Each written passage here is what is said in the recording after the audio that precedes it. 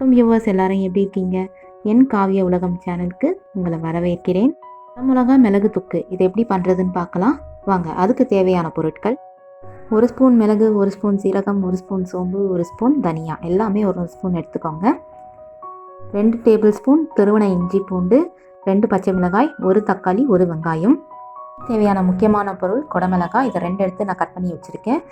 இது கூடவே நான் கத்திரிக்காயும் கட் பண்ணி வச்சுருக்கேன். நீங்கள் வெறும் குடமிளகா கூட யூஸ் பண்ணிக்கலாம், 4 போட்டு யூஸ் பண்ணிக்கோங்க. கார்னிஷிங் பர்பஸ்க்காக கருவேப்பிலை, கொத்தமல்லி. ஒரு தவாவில் இந்த மிளகு, சீரகம், சோம்பு, தனியா இது எல்லாத்தையும் போட்டு நல்லா வறுத்துக்கோங்க. நல்லா கோல்டன் ப்ரௌனாக வறுத்துக்கோங்க. இதெல்லாம் நல்லா வறுப்பட்டதும் அருமையான வாசனை வரும். அப்போ அடுப்பை ஆஃப் பண்ணிவிட்டு ஆற வச்சு அரைச்சி தனியாக எடுத்து வச்சுக்கோங்க.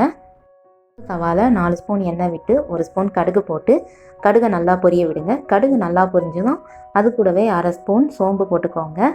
2 பிஞ்ச் வெந்தயம் போட்டு நல்லா எண்ணெயில் வறுபட விடுங்க. இதெல்லாம் வறுபட்டதும் 2 பச்சை மிளகாய், 1 வெங்காயம் சேர்த்து வெங்காயம் நல்லா கோல்டன் ப்ரௌன் வர அளவுக்கு நல்லா வதக்கிக்கோங்க.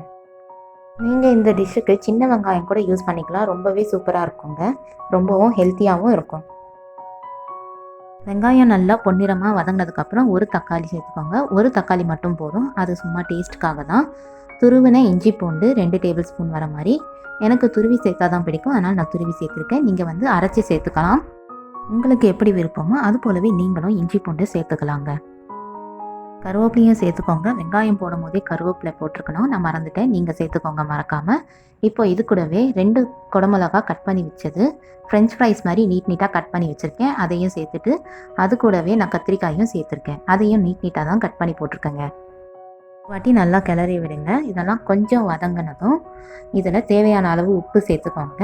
உப்பு சேர்த்துட்டு மறுபடியும் நல்லா வதக்கி விடுங்க.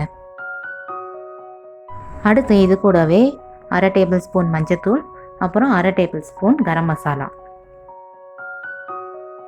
இதெல்லாம் சேர்த்துட்டு ஒரு வாட்டி நல்லா கிளறி விட்டுக்கோங்க. இந்த வெஜிடபிள்ஸை விட கம்மியாகவே தண்ணி ஊற்றி வேக வைங்க, ஏன்னா இதெல்லாம் ரொம்ப சாஃப்டான வெஜிடபிள்ஸ், சீக்கிரமாகவே வெந்துடும். நல்லா கிளறி விட்டுட்டு ஒரு மூடி போட்டு குக் பண்ணுங்கள்.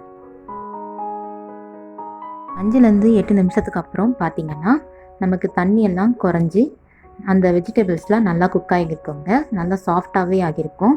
இப்போது இதுக்கப்புறம் நம்ம என்ன பண்ணணும்னா அந்த அரைச்சி வச்சுருக்க அந்த ஸ்பைசஸ், அதாவது அந்த மிளகு சீரகம்லாம் அரைச்சி வச்சோம்ல, அதை இதில் சேர்த்துட்டு நல்லா கிளறி விட்டுக்கோங்க. இதுக்கப்புறம் நீங்கள் தண்ணியெல்லாம் ஆட் பண்ணக்கூடாது, தண்ணி சேர்க்காம தான் இதை நல்லா கலந்து விடணும். 1 நிமிஷம் வரைக்கும் நல்லா கலந்து விட்டுட்டு கடைசியாக கொத்தமல்லி போட்டு ஒரு மூடி போட்டு மூடிடுங்க. அடுப்பை ஆஃப் பண்ணிவிடுங்க. வியூவர்ஸ், நம்மளுடைய குடமிளகா மிளகு தொக்கு அருமையாக ரெடி ஆகிடுச்சு. இது சப்பாத்திக்கும் ரைஸ்க்கும் ரொம்ப நல்லாயிருக்கும். தேங்க்ஸ் ஃபார் வாட்சிங்.